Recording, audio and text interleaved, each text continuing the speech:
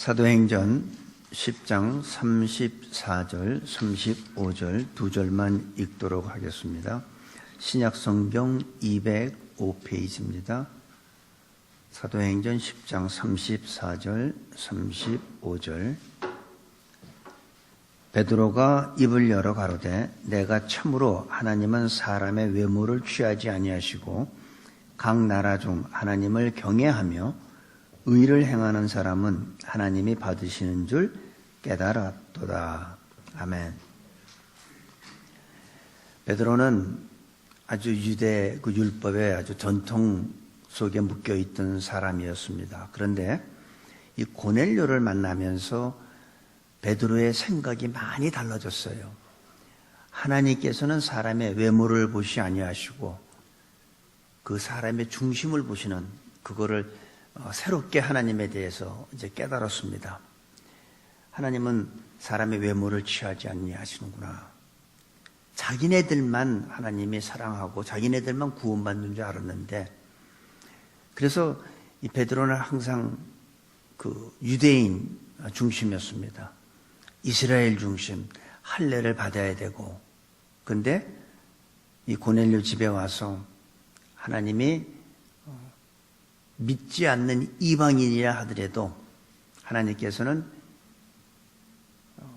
하나님을 경외하는 자, 또 의를 행하는 자들을 하나님께서 받으시는 것을 새롭게 깨달았습니다. 오늘 이 34절에 보니까 베드로가 입을 열어 가로되 내가 참으로 하나님은, 그 전에는 몰랐다는 것이 새롭게 깨달은 거예요.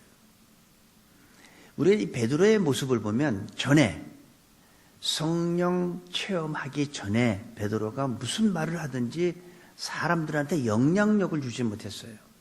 아무런 영향력이 없었습니다. 근데 성령 체험한 후에 베드로가 말을 하면 사람들이 변화가 받았어요. 사람들한테 많은 영향을 줬어요. 그리고 사람들이 베드로를 따르기 시작했습니다.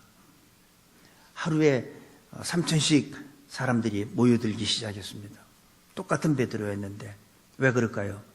영적 권위가 생긴 겁니다. 겉모습은 똑같지만 그의 내면적인 세계가 달라진 거죠. 우리도 우리의 겉모습은 똑같다 할지라도 우리의 내면적, 우리의 영적 권위, 우리의 영적인 변화가 있게 되기를 바랍니다. 그리고 35절 보니까 각 나라 중 하나님을 경외하며 의를 행하는 사람은 하나님이 받으시는 줄 깨달았도다. 이젠 어떤 혈통이나 누구의 12지파나 이스라엘이나 이런 게 이방인 이런 게 중요한 게 아닌 걸 깨달은 거예요. 이방인 중에서도 하나님을 경외하는 자가 있고 의를 행하는 자는 하나님이 받으시는 줄 알았다는 거죠. 그들은 하나님의 말씀에 율법이 없었어요. 그런데도 하나님이 그들을 받으셨다 하는, 자기들만 하나님이 사랑하고 자기들만 구원하는 줄 알았던 이 베드로의 생각에 하나님이 많은 것을 깨닫게 해준 사건입니다. 이런 변화가 필요합니다. 이런 어떤 그 자기가 갖고 있던 그 거기에서 좀 벗어나는 변화가 필요해요. 많은 사람들이 편견을 갖고 삽니다. 왜 우리가 예수를 믿다 보면은 성령 체험한 사람들이 찬양하는 게 보면 조금 유난스러워요. 그냥 손 들고 하는 사람이 있고 어떤 사람은 손뼉을 치고 그냥, 그러니까 성령 받지 않은 사람들은 어떻게 합니까? 예수 믿는데 왜 그렇게 요란을 떠냐고. 신앙은 내면적으로 믿는 게 신앙, 그게 거룩한 예배고 그게 올바른 신앙이라고 생각을 합니다. 그래서 이렇게 유난 떨지 말라고, 왜 이렇게 믿어도 이렇게 광적으로 믿냐고 하면서 탓하는 사람들이 있죠. 왜 그럴까요? 성령 체험하지 못했기 때문에. 그래서 그런 거예요. 그렇다고 너무 그냥 예배 분위기를 깨는 모습도 안 됩니다. 제가 전에 어느 교회에서 사역할 때 보니까 성령 받은 사람들의 특징은 하나님을 찬양하고 하나님을 이렇게 높이는 그런 사건이 있을 때 아멘을 잘 합니다.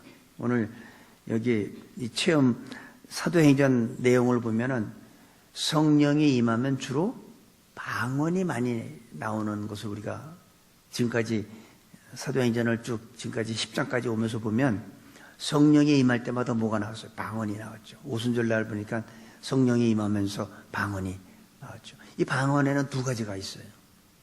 오순절날 그 2장에 나왔던 그 방언은 무슨 방언이에요?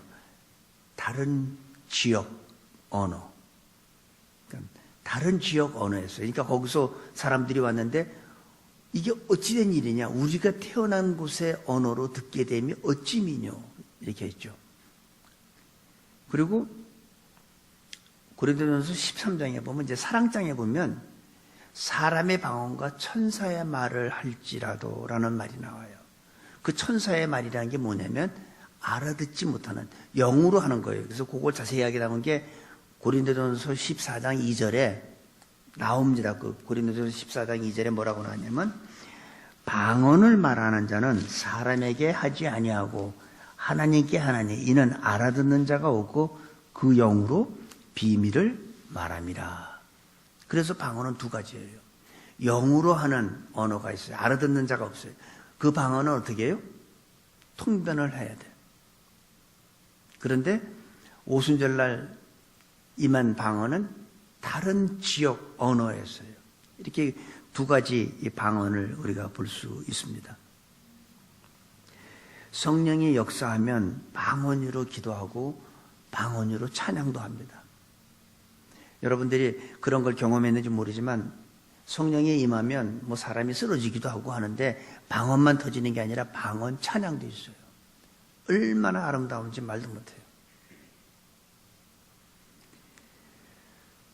참 놀랍고 신비로운 일입니다.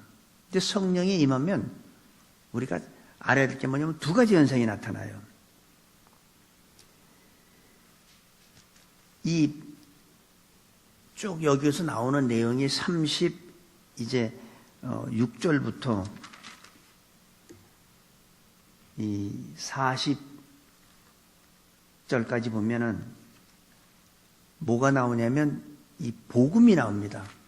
베드로가 고넬료 그 가정에 와가지고 예수님에 대해서 예수님이 십자가에 죽으시고 사흘 만에 다시 인류의 우리들의 모든 죄를 담당하기 위해서 그 복음에 예수 그리스도의 복음에 대해서 쭉 설명을 하고 40절에 하나님의 사흘 만에 다시 살리사 그래가지고 지금 예수 그리스도에 대한 복음을 전하는데 그 복음을 전하면서 뭐라고 그러냐면 41절에 보니까 모든 백성에게 하신 것이 아니요 오직 미리 택하신 증인이 미리 택하신 증인을 통해서 복음을 전하게 했는데 그게 아무한테나 증인의 삶을 사는 게 아니라 뭐라 하냐면 죽은 자 가운데서 일어나신 후 다시 말해서 부활하신 후 모시고 음식을 먹은 우리에게 하신 것이라. 그러니까 부활을 목격한 사람한테 증인의 삶을 허락했다는 거예요. 예수님이 십자가에 죽은 건 모든 사람이 다 봤지만 부활한 모습은 모든 사람한테 다 보인 게 아니라는 거죠. 바로 예수님이 죽으신 것 말고 부활하신 죽은 자 가운데서 사흘 만에 부활하신 그것을 목격한 자에게 바로 증인의 그들이 바로 미리 택하신 자들이라는 거예요.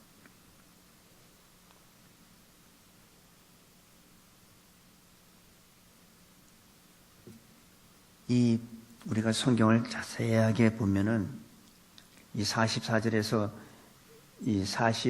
그러니까 베드로가 이 말할 때 성령이 말씀 듣는 모든 사람에게 내려오시니 베드로가 이 복음을 전하니까 그 듣는 사람한테 성령이 임하는 거예요. 이 성령이 임하는 걸 보면 우리가 지난번에 오순절에서는 어떻게 했어요? 그들이 전심으로 기도할 때 성령이 임했는데 여기는 베드로가 하나님의 말씀, 다시 말해서 그리스도의 복음을 선포하니까 성령이 듣는 사람한테 임하는 걸 볼 수 있어요. 그래서 성령이 임하는 거는 내가 어떤 뭘 열심히 내가 공부하고 뭐 훈련받고 연습해서 되는 게 아니라는 거죠. 성령은. 그러면서 뭐라냐면 45절 베드로와 함께 오는 할례 받은 신자들이 이방인들에도 성령 부어주심을 인하여 놀라니. 지금 할례 받은 자 누구예요? 베드로와 같이 온 자들이죠. 유대인들이죠. 근데 이방인한테도 자기네하고 똑같이 성령 부어주심을 인해서 놀라는 거예요. 근데 이 방언, 여기서도 보면 또 방언이 나와요. 46절 이는 방언을 말하며 하나님 높임을 들음이러라. 46절에 보니까 방언, 이 성령이 임하면서 두 가지 현상이 나오는데 첫 번째가 방언이에요. 여러분 가운데서도 방언 받은 분들이 많이 계시죠. 근데 두 번째는 뭐냐면 하나님을 높이는 거예요. 방언이라고 해서 다 하나님이 주시다고 생각하지 마세요. 귀신도 방언 줘요. 하나님, 제일 중요한 거는 그 방언이 하나님을 높이는 방언이냐, 이게 중요한 거예요. 이게 바로 표적이에요. 이 설교할 때 아주 맨 앞에 앉아가지고 말끝마다 아멘, 아멘, 아멘 하는 사람이 있어요. 그거는 아니에요. 그거는 예배를 방해하는 거예요. 설교를 방해하는 거예요. 아멘을 언제 하느냐면 하나님을 높일 때, 하나님을 높이는 말, 하나님을 찬양하는 말일 때 아멘이 나와야지. 설교자가 무슨 성경 5장 봅시다 하는데 아멘, 또 뭐 베드로가 아멘 아멘 아멘, 이거는요, 그건 아니에요. 그거는 잘못된 거예요. 그거는 예배를 방해하는 거지. 아멘 한다고 해서 무조건 다 하나님이 주시는 게 아니라 오늘 말씀해 보니까 하나님을 높이는, 그때 아멘이 나와야 돼요. 방언하고 하나님을, 성령이 임하니까 두 가지가 나오는데 뭐냐면 하나는 방언이 나오고 하나는 하나님을 높이는. 아무 때나 아멘 하는 것은 말씀에 방해하는 겁니다. 정말 성령이 임하면 뭐가 나오는지 아시죠? 상황에 관계없이 감사가 나와요. 이래도 감사, 저래도 감사. 할렐루야 찬양하면서 주님을 높이게 됩니다. 전도를 내가 해서 예수님을 믿어도 어떻게 해요? 이건 내가 한 게 아니라 주님께서 하셨다고 그러죠. 베드로가 그랬어요. 왜 내가 한 것 같이 나를 주목하느냐? 이 사람이 일어난 것은 내가 한 것이 아니라 너희들이 십자가에서 못 박아 죽인 바로 그 예수가 이 사람을 일으켜 세웠다. 이게 중요한 거죠. 많은 사람들은 자기가 한 것 같이 착각하는 사람들이 너무나 많죠. 나는 없어지는 거예요. 나는 사라지는 거예요. 그리고 주님만 드러나게 하는 것이 진정한 성령 받은 사람의 열매입니다. 왜냐하면 성령이 오시면 하시는 일이 있잖아요. 우리가 요한복음 14장부터 16장까지 보면은 거기에서 성령께서 오셔서 하시는 일이, 성령은 말씀을 하셔도 자기 임의로 말씀하지 않고 오직 듣는 것을 말씀하시며 예수의 영광을 나타내고 예수를 믿지 않는 게 죄라고 하고 우리를 진리 가운데로 인도하고 예수님의 영광을 드러내는 게 바로 성령께서 하시는 일이니까, 성령이 나에게 임하면 내가 하는 게 뭐예요? 예수 증거하는 거죠. 나는 사라지는 거죠. 저는 일반적으로 이 한국 사람들에 보면 유교 문화에 이렇게 전통적인 유교 문화에 젖어가지고 사랑한다는 표현을 잘 안 해요. 그래서 한국 남편들은, 미국 사람들은 잘해요. 자기 아내한테, 자기 애들한테 I love you 이러고서 잘하는데 한국 남자들은 못해. 그 LA 살 때 저보다 한 살 많은 사람인데 제가 그분하고 좀 가깝게 지냈어요. 그래서 그 집에 잘 놀러가도 가고, 그분은 사진 찍는 걸 하도 좋아하는데, 그래서 예수님을 영접하고 아내한테 사랑한다는 말 한번 해보라고 그랬더니 그건 멋쩍게 어떻게 하냐고, 말 안 해도 다 안다고. 여러분 말 안 하는데 어떻게 알아요? 한번 아내들한테 물어볼게요. 남편이 사랑한다는 말 하는 게 좋아요? 안 하는 게 좋아요? 대부분 아내들한테 물어보세요. 말 안 해도 다 안다고 그러는데 천만에요. 사랑한다는 말 듣는 거를 좋아해요. 아마 어떤 아내분들은 남편이 사랑한다는 말하면 기절할 분도 계실 거예요. 생전 들어봤어야지. 처음 들어보니까. 하나님한테도 우리는 사랑한다는 고백을 하나님, 주님 사랑합니다. 이 고백 많이 해야 돼요. 그리고 우리 성도끼리도 사랑합니다 하면 안 되고 주님 안에서 제가 당신을 사랑합니다. 주님 안에서 사모님을 사랑합니다. 집사님 사랑합니다 해야지 그 주님 안에서 오고 빼고 제가 집사님을 사랑합니다 그러면 이분이 지금 뭘 잘못 먹었나래. 표현해야 돼. 표현해야 되는데 주 안에서 사랑합니다. 저는 우리 성도 여러분들이 그냥 하나님 앞에서 날마다 하나님 사랑합니다. 하나님한테 그 사랑한다는 표현을 자주 좀 할 수 있게 되기를 바랍니다. 우리가 성령 충만할수록 어떻게 돼요? 하나님 앞에 사랑을 고백하는 거예요. 하나님 사랑합니다. 하나님 감사합니다. 방언으로 주님을 찬양하고 방언 찬양하는 것뿐만이 아니라 성령 충만한 가운데 주님을 높이면 하나님께서는 우리에게 더 큰 은혜로 주십니다. 하나님께서는 저희들에게 못 줘서 그렇죠. 자꾸 주시길 원해요. 주님을 높은 날마다 우리가 삶 가운데서 주님을 높이는 우리 모두가 됐으면 좋겠습니다. 47절에서 48절 보니까 이에 베드로가 가로되 이 사람들이 우리와 같이 성령을 받았으니 누가 능히 물로 침례줌을 금하리요 하고, 여기서 보면 다른 데서 보면 물 침례를 먼저 받고 성령 침례를 받는 경우가 많았어요. 근데 여기서는 고넬료 가정에서는 먼저 성령부터 먼저 받았어요. 그러니까 베드로가 하나님이 이렇게 성령을 이렇게 주셨는데 누가 물로 침례 주는 걸 누가 금할 수 있겠느냐? 두 가지가 나오는 거예요. 물 침례가 나오고 성령 침례가 나오죠. 물 침례와 성령 침례는 다릅니다. 물 침례는 우리가 구원받은 표죠. 내가 하나님의 자녀가 됐고 그래서 내가 이 교회의 한 지체가 됐다는 것을 말하는 거죠. 하나님의 자녀가 됐다는 그런 표죠. 물 침례는. 우리 지난주에 침례를 3번 받았는데 그거는 뭐예요?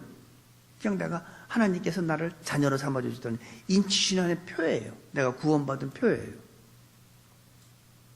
근데 성령 침례는 달라요. 우리가 사도행전 1장 8절에 뭐래서 오직 성령이 너희에게 임하면 너희가 구원을 받고 했습니까? 아니요. 권능을 받고. 성령 침례는 능력 받는 거예요. 내가 하나님의 자녀였고 내가 예수 믿었고 내가 구원받아서 우리가 능력 받습니까? 아니죠. 능력은 어떻게 받아요? 성령이 내게 임하시면 나는 능력 받게 됐어요. 근데 그 능력이 뭐죠? 예수 증거하는 거예요. 땅끝까지 가서. 유대와 사마리아 땅끝까지 가서 어떻게 돼? 예수님을 증거하는 게. 그게 바로 권능 받은 사람들이 하는 짓이에요. 여러분들이 물세례는 누구나 다 받았죠. 물침례. 그건 누구나 다 받아야죠. 당연히. 근데 우리가 물침례 받은 것으로 만족해서는 안 된다는 거예요. 거기에 머물면 안 된다는 거죠. 우리는 성령 침례 받아야 돼. 그래야지 나가서 전도할 수 있어요. 그렇지 않은 사람들은 전도할 수가 없습니다. 못해요. 성령 침례는 능력을 위한 것입니다. 우리가 구원받았다고 해서 우리가 능력 있는 거 아니잖아요. 예수님의 제자들을 보면 오순절 그 전에 보면 그들은 예수님을 믿고 뭐 다 구원받았겠죠. 하지만 그들한테 능력은 없었습니다. 아무것도 할 수 없었어요. 예수님한테 그렇게 같이 먹고 같이 자고 그렇게 말씀을 들었지만 그들은 아무것도 할 수 없었어요. 두려워서 문 잠그고 숨어 있고 도망 다니고. 근데 성령 받은 후에는 어떻게 됐습니까? 변했어요. 그들한테는 권능이 있었어요. 능력이 있었어요. 죽음도 두려워하지 않았어요. 순교까지 했어요. 왜? 권능을 받고 나니까, 성령이 임하니까 권능을 받는 거예요. 이것이 바로 물 침례와 성령 침례의 차이입니다. 한 사람도 빠짐없이 예수님을 믿고 구원받은 사람들은 물 침례 다 받아야 되지만 거기서 머물면 안 된다는 거예요. 우리는 성령 침례를 받아야 되는 거죠. 그래야 사랑할 수 없는 사람 사랑하잖아요. 사랑할 수 없는 사람 사랑하는 게 가장 힘든 거예요. 용서할 수 없는 사람 용서하는 거가 참 힘들어요. 내가 다른 사람은 다 눈 감고 내가 용서할 수 있지만 그 사람은 절대 내가 용서 못해. 그리고 성령 침례받지 않으면 전도할 마음이 안 생겨요. 나 혼자 나 하나 구원받았으면 그거로 끝이지. 아직 예수 믿지 않는 주위에 뭐 부모님이 아직도 예수 안 믿는데 관심이 없어. 자녀가 안 믿는데 관심이 없어. 친구가 안 믿는데 관심이 없어요. 왜? 성령 안 받았으니까. 성령이 임해야 권능을 받고 땅끝까지 가서 예수님을 증거하게 되어 있어요. 성령이 임해야 포기할 줄 압니다. 네가 우하면 내가 좌할게. 쉽게 할 수 있는 거 아니에요. 포기할 줄 아는 거예요. 약속으로 주신 자식을 바쳐라. 그 자식을 하나님 앞에 드릴 수 있는 그 약속의 자식도 포기할 줄 아는 누가 하는 거예요? 성령 받은 사람들이 할 수 있는 겁니다.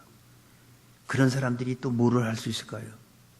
죄가 정말 그 바닷가에 가면 파도가 그냥 쉴 새 없이 오죠.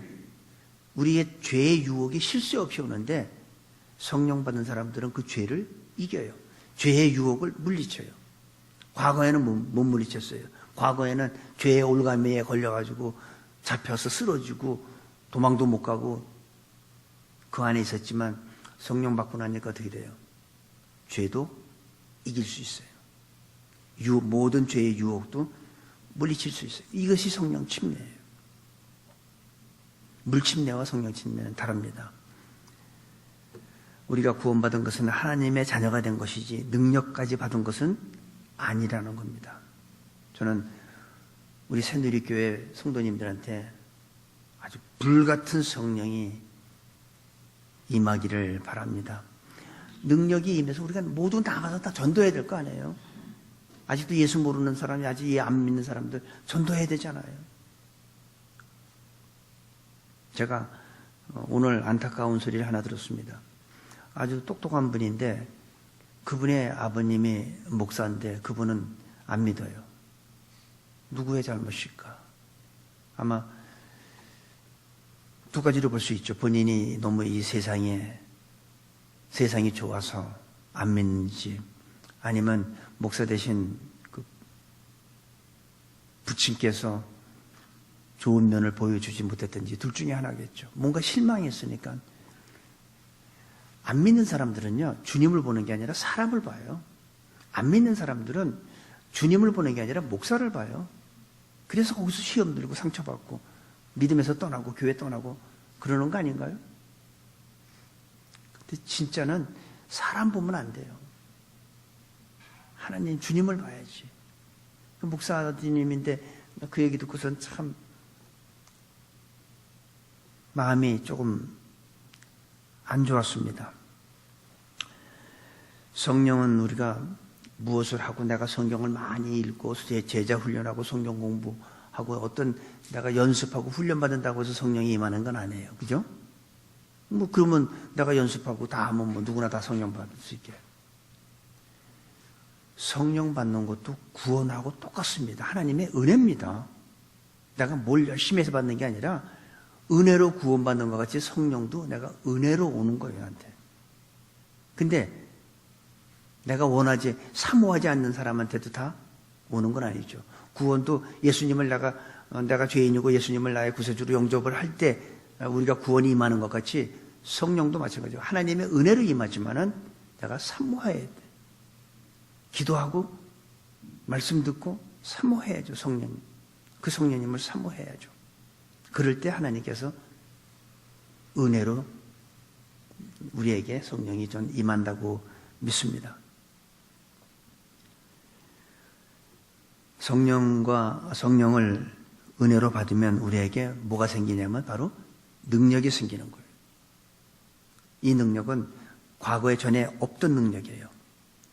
성령 침례를 체험하지 않은 분은 성령 침례가 임하도록 사모하시기 바랍니다. 기도하시면서 사모하세요. 그리고 이미 성령 체험하신 분들은 성령의 기름 부음이 끊이지 않도록 한 번 성령 체험한 거로 끝나면 안 돼요. 여러분 자동차에 휘발유 한 번 넣었다고 뭐 몇십 년 탑니까? 얼마 안 남으면 또 휘발유 넣어야죠. 또 기름 넣고. 자주 기름을 넣듯이 성령 기름 부음이 끊이지 않도록 계속 사모해야 된다는 거죠. 옛날에 한 번 다 성령 체험해서 그거 가지고는 안 된다는 거예요. 체험하지 못한 분은 성령 체험을 사모하시고 간절히 기도하시면서 사모하세요. 그리고 체험하신 분은 한 번 체험한 거로 만족하지 말고 성령의 기름 부음이 끊이지 않도록 계속해서 기름이 채워질 수 있도록, 그래야지 우리가 성령 충만한 삶을 살 수 있고 세상에서 죄를 이길 수 있는 삶이 된다고 저는 생각합니다. 성령님을 사모하고 사모하는 사람에게 성령님은 반드시 저는 만나 주신다고 믿습니다. 근데 성령님을 만나고 나면 내가 지금까지 예수 믿었고 지금까지 내가 성경을 읽고 알았던 것 외에 우리가 크고 비밀한 것을 우리가 경험하게 돼요. 에레미야서 33장 3절에 그랬죠. 너희는 내게 부르짖으라. 내가 네게 응답하겠고 크고 비밀한 것을 보여준다고 한 것 같이 우리가 알지 못하는 신비스러운 경험을 저는 보게 될 줄로 믿습니다. 우리 교회를 통해서 생각하지 못했던 아름답고 놀라운 일들을 이루어 주신다고 좀 믿어요. 사모하시고 성령이 임하면 권능을 받고 한 사람도 빠짐없이 나가서 예수님을 전도하고 증거하는 우리 모두가 되어야 될 줄로 믿습니다. 아버지 하나님, 우리 새누리교회 모든 분들에게 성령의 기름 부음이 충만하여 성령 충만한 삶을 살게 하시고, 구원은 받았지만 성령 체험하지 못한 분들에게는 지금 이 시간 성령을 부어 주시옵소서. 성령의 기름 부음이 있게 하여 주셔서 능력 받고 나가서 예수님을 마음껏 증거하고 자랑하며 주님을 사랑하는 그런 귀한 자녀들로 축복하여 주옵소서. 감사하며 예수님의 이름으로 기도합니다. 아멘.